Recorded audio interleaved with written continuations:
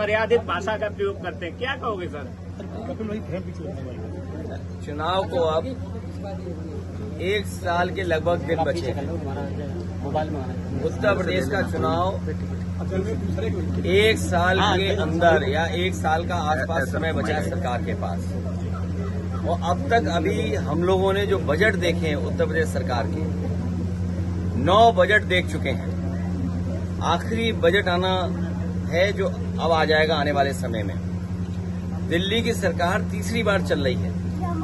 हाल ही में हमें और आपको देखने को मिला कि एक ऐसा कानून जीएसटी जब लागू किया गया था तो ये बात कही गई थी कि व्यापार बढ़ेगा। इस कानून के लागू होने से सरल व्यवस्था लागू होगी जिससे कि व्यापारी और कारोबारी अपना टैक्स दे पाएगा।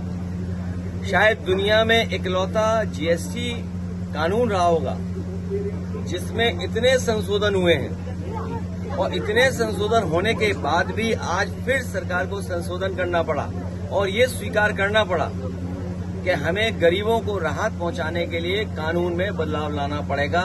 उसका जो स्लैब है वो बदलना पड़ेगा कृषि क्षेत्र में या जरूरत के सामान को लेकर के। तो सवाल ये है कि जीएसटी लागू होने से लेकर के अब तक आखिरकार सरकार ने किसको मुनाफा कमाने दिया? ये कौन लोग थे जो मुनाफा बेवजह कमा रहे थे? और याद रखना, कानून के और स्लैब के कम हो जाने से ये जो मुनाफा कमाने की जो आदत पड़ गई है वो मुनाफा कम नहीं होगा, महंगाई कम नहीं होगी। और दूसरी तरफ जो हमारा कारोबार बंद हो रहा है, अमेरिका ने जरूर टैरिफ लगाया है, हमारे कुछ काम पर कारोबार पर टैरिफ लगा दिया, लेकिन टैरिफ से ये लग रहा है कि भारतीय जनता पार्टी के नेताओं के मुंह पर भी टैरिफ लग गया है। आप उनसे सवाल नहीं पूछ सकते टैरिफ को लेकर के। हमारे भदोही का कारपेट, मुरादाबाद का ब्रास का एक्सपोर्ट, मेरठ का, सहारनपुर का, फिरोजाबाद का, तमाम जो एक्सपोर्ट होते थे अब पाबंदी लगने के बाद उनका नुकसान होना शुरू हो गया। उनका नुकसान होगा, कारीगर जो जुड़े उनका नुकसान होगा, अंतोगत्वा हमारी अर्थव्यवस्था का नुकसान होने जा रहा है। अमेरिका अगर अपनी अर्थव्यवस्था को बचा रहा है या अपनी अर्थव्यवस्था को मजबूत कर रहा है तो हमें भी ये सोचना चाहिए कि हम अपनी अर्थव्यवस्था को कैसे बेहतर करें। उसके लिए हमें फैसला लेना चाहिए। मेक इन इंडिया बर्बाद हो गया। स्वदेशी का नारा केवल मुंह से है, मन से नहीं है।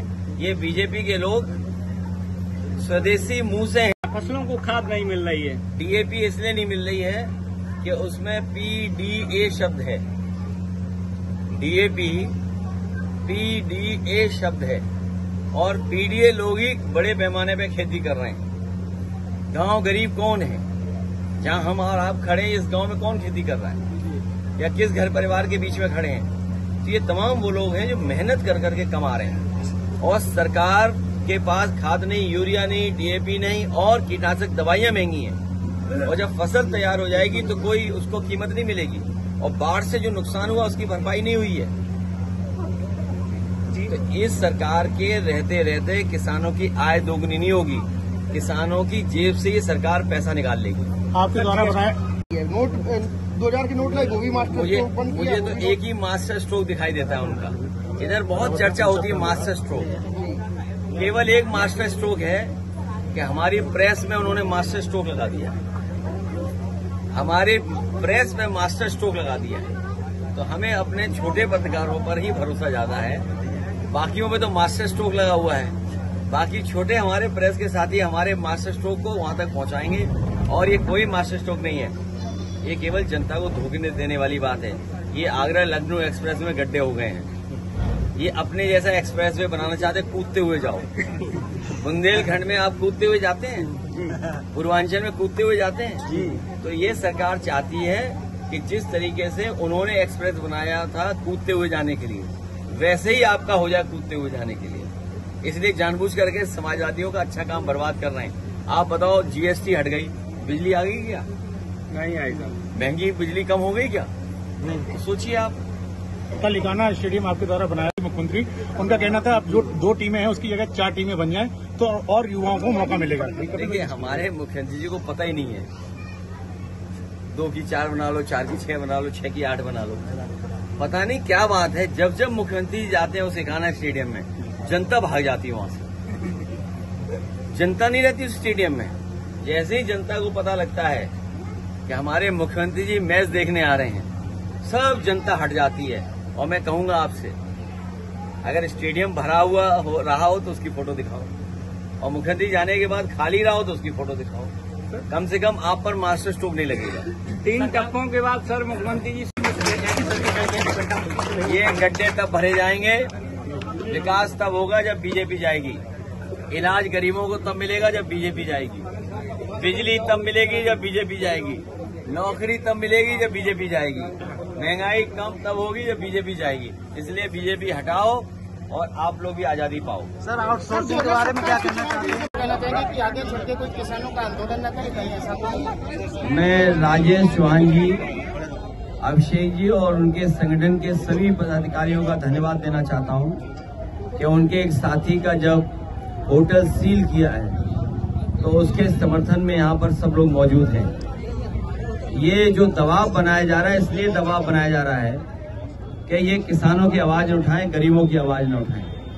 लेकिन मैं ये जानता हूं कि शांतिपूर्ण ढंग से, लोकतांत्रिक तरीके से ये अपनी आवाज कभी कमजोर नहीं होने देंगे और आखिरी दम तक ये लोग लड़ते रहेंगे। ये किसानों की जमीन लेने के जो मामले हैं, इनको बाजार का भाव देना चाहिए।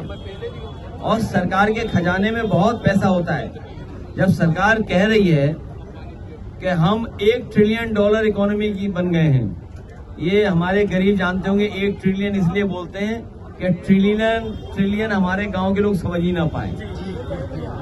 ये जो सरकार बीजेपी वाली ट्रिलियन इसलिए बोलती है कि वो ट्रिलियन समझ ही नहीं पाओ। हमारे लोग लाख जानते हैं, करोड़ जानते हैं, 10 करोड़ जानेंगे, और सरकार बोल रही है ट्रिलियन, इसलिए कि गरीब समझ ना पाए हमारा। जब इतना पैसा आपके पास है ट्रिलियन, तो बताओ 2 करोड़ प्रति बीघा देने में आपको क्या परेशानी है? आपको परेशानी नहीं होनी चाहिए। जब इतनी बड़ी अर्थव्यवस्था आप बता रहे हो कि आपके खजाने में इतना पैसा आ रहा है, और केवल शराब से ही बता रहे हैं 45,000 करोड़ रुपया आ रहा है, तो बताइए 2 करोड़ रुपए देने में क्या फर्क पड़ता है इनको?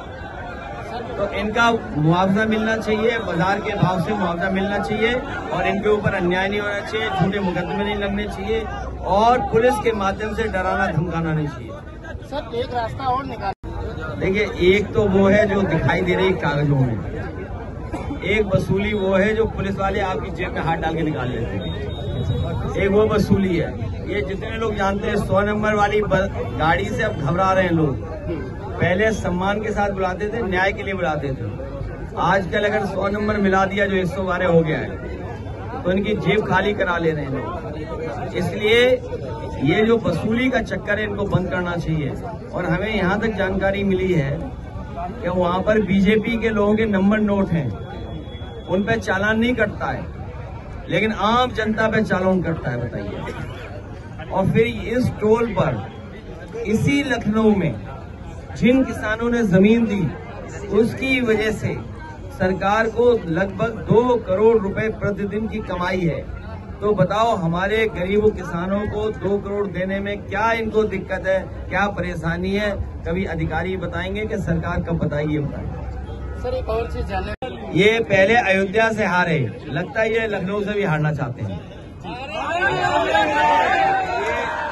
ये अयोध्या से इसलिए हारे कि अयोध्या के किसानों पे इन्होंने अन्याय किया, वहाँ के व्यापारियों पे अन्याय किया, दुकानदारों पे अन्याय किया। और अगर उन्हीं पे इसी तरह अन्याय यहाँ पर होता रहा उसी तरह का, तो देख लेना आप, अयोध्या की तरह ये लखनऊ भी हारेंगे।